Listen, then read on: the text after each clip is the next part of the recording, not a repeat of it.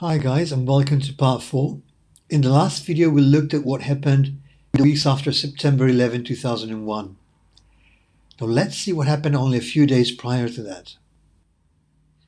On September the 5th, 2004, before the 9/11 attacks, a hearing is held before the Committee on Foreign Relations of the United States Senate.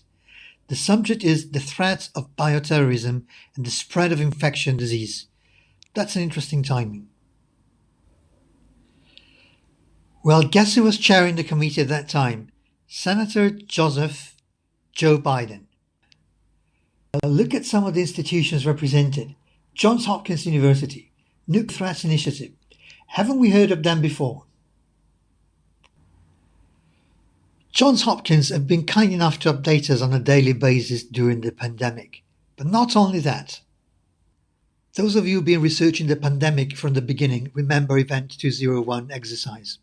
A simulation held in October 2019 by Johns Hopkins, the World Economic Forum, and the Bill Gates Foundation.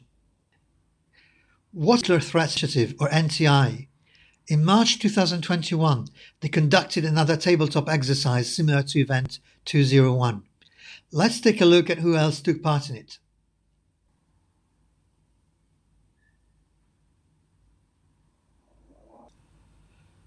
We can see a few interesting things.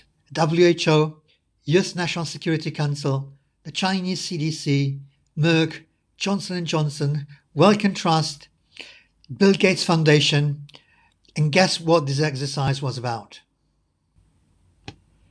A new strain of monkeypox. You heard right. Remember, this is from March 2021.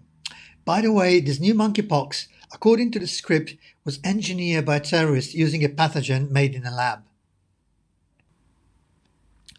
A few months earlier, in the middle of the presidential campaign, Joe Biden warns of a dark wind coming. Now let's go back to where we started, 2001. Less than 3 months before 9/11, another tabletop exercise was held. Its code name, Dark Winter. This also Johns Hopkins is writing the script. Here's a few interesting assumptions of the base scenario. Up in the Taiwan Strait with the PRC firing missiles. At the same time, an epidemic of foot and mouth disease has begun in Taiwan. Meanwhile, Iraq is producing bioweapons in a factory that supposedly makes vaccines for the foot and mouth disease. Reports that former Soviet Union scientists have begun to work on bioweapons in Iran. This is all very disturbing, isn't it? Of course, you can look at all this in totally different ways. You could argue it's the powers that be. They have the audacity to plot in the sunlight. One more subtle way is that maybe they know vaguely from intel sources that something may be coming, and they try to get ready for it. I leave it up to you what to choose. By the way, the tabletop exercises do not end here. It's 2017. Again, Johns Hopkins comes up with a futuristic scenario for an upcoming pandemic, which they label SPARS. Under the simulation scenario, the SPARS pandemic begins in October 2025 and ends in 2028. The resemblances with what happened during COVID, including its effect on politics, are uncanny. This only would deserve a much longer video. Speaking of which, this was powerful.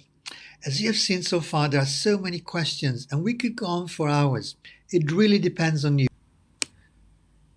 So if you want to hear more, share the link to this video, press the like button and subscribe to the channel. With that being said, bye for now.